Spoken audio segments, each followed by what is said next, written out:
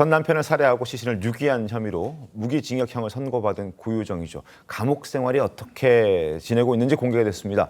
영상 보시죠. 고유정은 남편을 죽였잖아요. 처음에 많이 왕따를 당했대요. 사람들이 침뱉고 막 이런대요. 머리끄댕이 잡고 막. 운동하는데 흙도 던져버리고 그러죠, 몰래. 괜히 지나가는 척하고 확 밀어버리고. 그리고 잘 안 씻는데요. 못 나가는 거죠.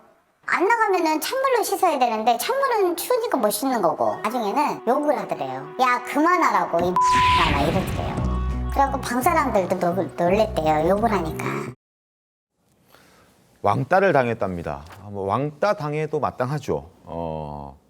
같은 재소자들이 침도 뱉고 또 머리채도 잡고 흙도 던지고 밀어버리고 씻지도 못하게 못 나가게 하고 어쨌든 굉장히 불편하게 생활하게끔 주변 사람들이 괴롭히고 있다는 건데 실제 감옥에서 이런 일들이 많이 벌어지나요, 장재민 변호사님?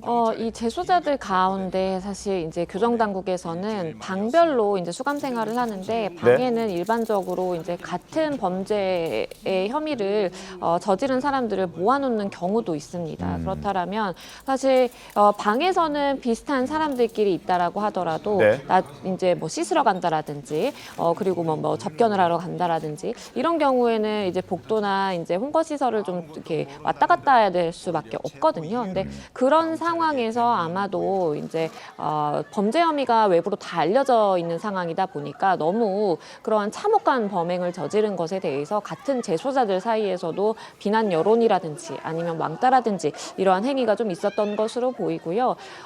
일단 재소자들 사이에서 인정할 만큼 굉장히 참혹한 범죄를 저질렀다라는 것은 좀 확인되는 사실 같습니다. 그 안에서도 레벨이 이렇게 나뉜다고 하더라고요. 이게 어떤 형의 범죄를 저지르고 들어왔는지에 따라서 처우도 좀 달라지는 것 같은데 이렇게 괴롭힘이 계속되다 보니까 고유정도 결국 참지 못하고 한마디 했다면서요. 네, 함께 재소했던 이 A 씨에 따르면은요, 네.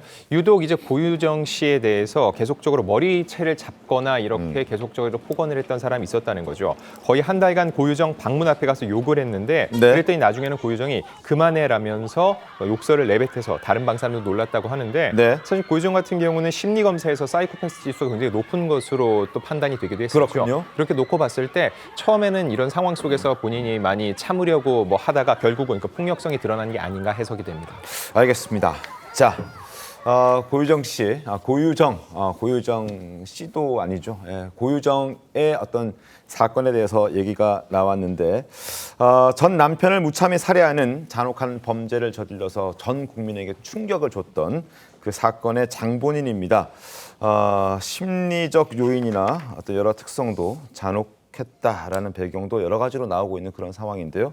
어쨌든 고유정의 감옥 생활, 저희 TV조선에서 하는 미스터리라는 프로그램에서 등장이 되어서 소개를 좀 해드렸습니다.